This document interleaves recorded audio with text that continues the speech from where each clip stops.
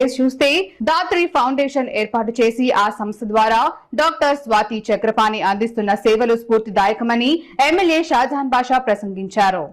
ఆదివారం తిరుపతి రోడ్లోని Shri Rajarajeshwari function hall నందు అక్షరదాత్రి సెంటర్ల ద్వారా విద్యను అభ్యసిస్తున్న విద్యార్థులతో అక్షర ఉత్సవం కార్యక్రమాన్ని అట్టహాసంగా నిర్వహించారు.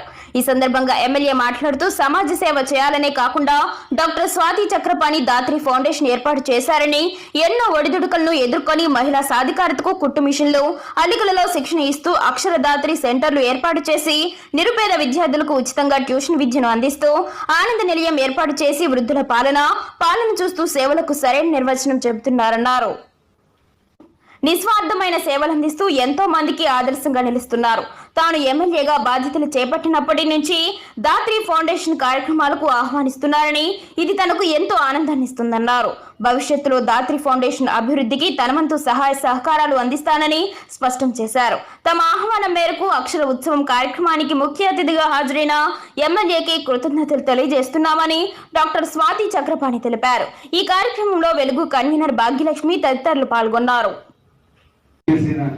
పిల్లల తల్లిదండ్రులకు, వైదేహి మేడం గారు, అదేవిధంగా పిల్లలకు, ఇక్కడ ఉన్న పెద్దలకు అందరికీ పేరు పేరు నమస్కారం.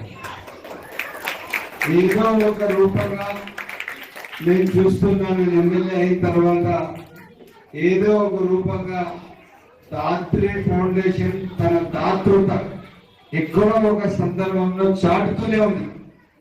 నేను గత 10 నెలలు చూస్తున్నాను. ఎక్కడ ఏ సందర్భం వచ్చినా, ఏ అవసరం వచ్చినా, ఏ కార్యక్రమం ఉన్నా కూడా ఎక్కడ కూడా కానీ మరవకుండా సమాజ సేవకే అంకితం ఉన్న ఈ దాత్రి ఫౌండేషన్ కి ప్రత్యేక అభినందన తెలుపుతున్నా. ఎందుకంటే కొన్ని ఎన్జిఓస్ ఉన్నాయి, తన స్థాయికి, వాళ్ళ ఆఫీస్ కి, వాళ్ళ అక్కడక్కడ పనితీరుకి నిమిత్తం అయిపోయినాయి. కాకపోతే దాత్రి మాత్రం తన దాతృత చాటుతూనే ఉంది, నిరంతరం పనిచేస్తూనే ఉంది. నేను ప్రత్యేకంగా ఎవరైతే మేడం గారికి, మన చక్రపాణి గారికి ప్రత్యేక అభినందన తెలుపుతున్నాను.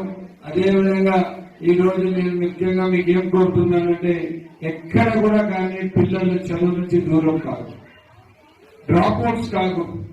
ఏ ఏరియాలో కూడా ఉన్నా కానీ పిల్లలు చదువుకోవాలి, వాళ్ళకు మంచి విద్య కల్పించడం మనందరి బాధ్యత. దానికి మనమందరం ఒక సమాజ